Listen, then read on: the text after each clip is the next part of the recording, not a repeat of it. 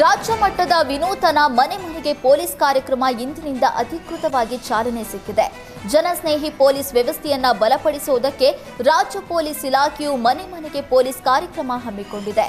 Govindarajanagar police ಠಾಣಾ ವ್ಯಾಪ್ತಿಯ ಮನೆಗಳಿಗೆ ಭೇಟಿ ನೀಡಿ ಗೃಹ ಸಚಿವ ಜಿ ಪರಮೇಶ್ವರ್ ಅಧಿಕೃತ ಚಾಲನೆ ನೀಡಿದ್ದಾರೆ. ಅಪರಾಧ ನಿಯಂತ್ರಣದ ಜೊತೆಗೆ ನಾಗರಿಕರಲ್ಲಿ ಸುರಕ್ಷತೆ ಭಾವನೆ ಮೂಡಿಸುವುದೇ ಕಾರ್ಯಕ್ರಮದ ಆಶಯವಾಗಿದ್ದು, ಬೀಟ್ಗಳು ಮತ್ತು ಸಬ್ ಬೀಟ್ ಮಾದರಿಯಲ್ಲಿ ಠಾಣೆಗಳನ್ನು ವಿಂಗಡಿಸಲಾಗಿದೆ.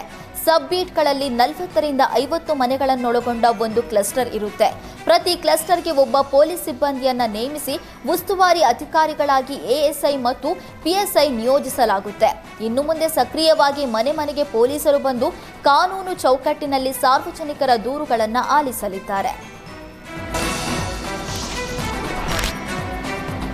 ಭೂ ಸುರಕ್ಷಾ ಯೋಜನೆಯ ಅಡಿ ಭೂ ದಾಖಲೆಗಳು ಡಿಜಿಟಲೀಕರಣಗೊಳ್ಳುವ ಪ್ರಕ್ರಿಯೆ ಬಗ್ಗೆ ಸಚಿವ ಕೃಷ್ಣ ಬೈರೇಗೌಡ ನಡೆಸಿದ ಸಭೆಯಲ್ಲಿ ತಹಶೀಲ್ದಾರ್ಗಳಿಗೆ ಹಿಗ್ಗಾಮುಗ್ಗಾ ತರಾಟೆಗೆ ತೆಗೆದುಕೊಂಡಿದ್ದಾರೆ. ಭೂ ಸುರಕ್ಷಾ ಯೋಜನೆ ರಾಜ್ಯದಾದ್ಯಂತ ಯಶಸ್ವಿಯಾಗಿದೆ.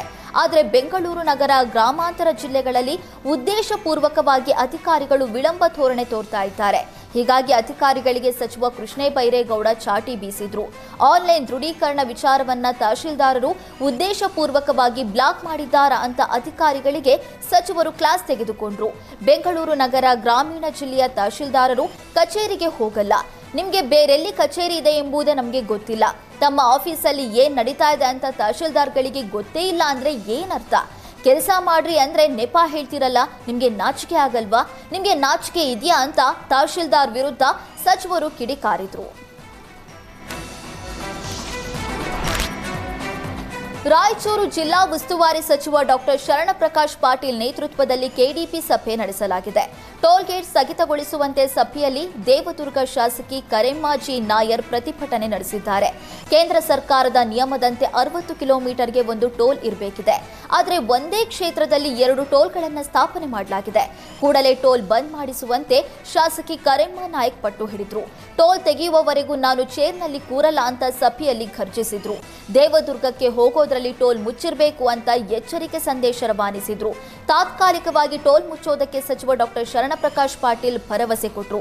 ಸಚಿವರ ಭರವಸೆ ಬಳಿಕ ಶಾಸಕಿ ಜಿ ಕರೆಮ್ಮಾ ನಾಯಕ್ ಪ್ರತಿಭಟನೆ ಕೈಬಿಟ್ರು.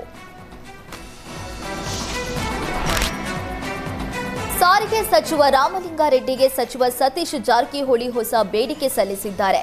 ಬೆಳಗಾವಿ ಜಿಲ್ಲೆಗೆ ಇನ್ನೂ 200 ಹೊಸ ಬಸ್ ಅವಶ್ಯಕತೆ ಇದೆ ಅಂತ ಜಂಟಿ ಹಾಗೂ ಪ್ರಾದೇಶಿಕ ಸಾರಿಗೆ ಅಧಿಕಾರಿಗಳ ಕಚೇರಿಯ ಉದ್ಘಾಟನಾ ಕಾರ್ಯಕ್ರಮದಲ್ಲಿ ಬೇಡಿಕೆ ಇಟ್ಟಿದ್ದಾರೆ.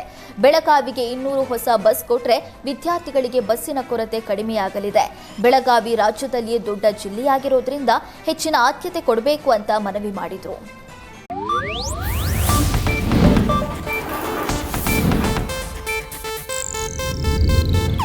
ಇದು ಏಷ್ಯಾನೆಟ್ ನ್ಯೂಸ್ ನೆಟ್ವರ್ಕ್ ಪ್ರಸ್ತುತಿ.